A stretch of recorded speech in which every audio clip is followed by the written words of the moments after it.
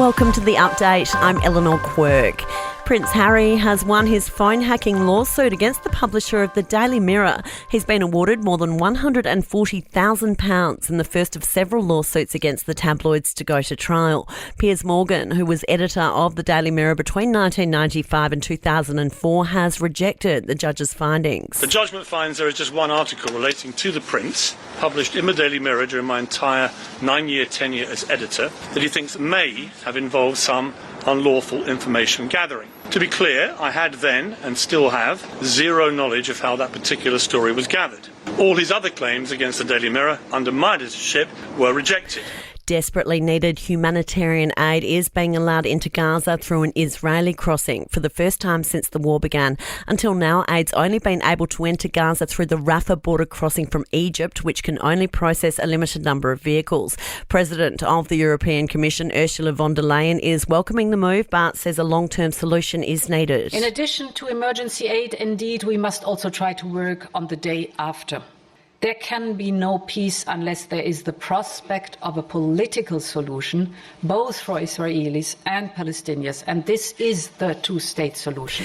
A new report shows children living in poverty are at risk of succumbing to extreme heat over summer. The Parents for Climate study found homes are being kept dangerously hot, with the cost of living pressures continuing to bite.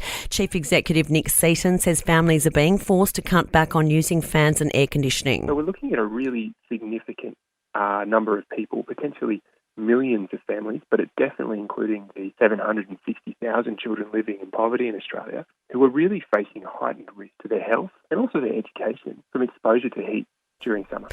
And more than 10 million illegal cigarettes are being seized every week by Australian Border Force. Police say criminal groups are no longer bothering to conceal the thousands of packets making their way into the country. Sport and entertainment are next. Melbourne City star Matthew Leckie is expected to miss the next 4 to 6 weeks after suffering a hamstring tear. The injury all but ends his Asian Cup hopes with the Socceroos. City coach Aurelio Vidmar says it's a big loss for the team. To be honest, it was a little bit innocuous. He wasn't even sprinting. He was almost standing still and ready to turn and just felt something. They say it's around 4 to 6 weeks. So unfortunately now we just got to wait, a bit of rehab, Mother Nature. Melbourne Demons star Clayton Oliver will face court next month after he was charged with driving while his licence was suspended.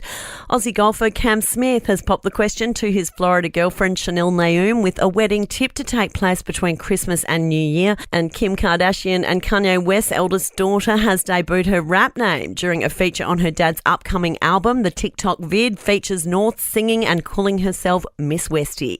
And that's the latest from the Nova podcast team. We'll see you again soon for another episode of The Update.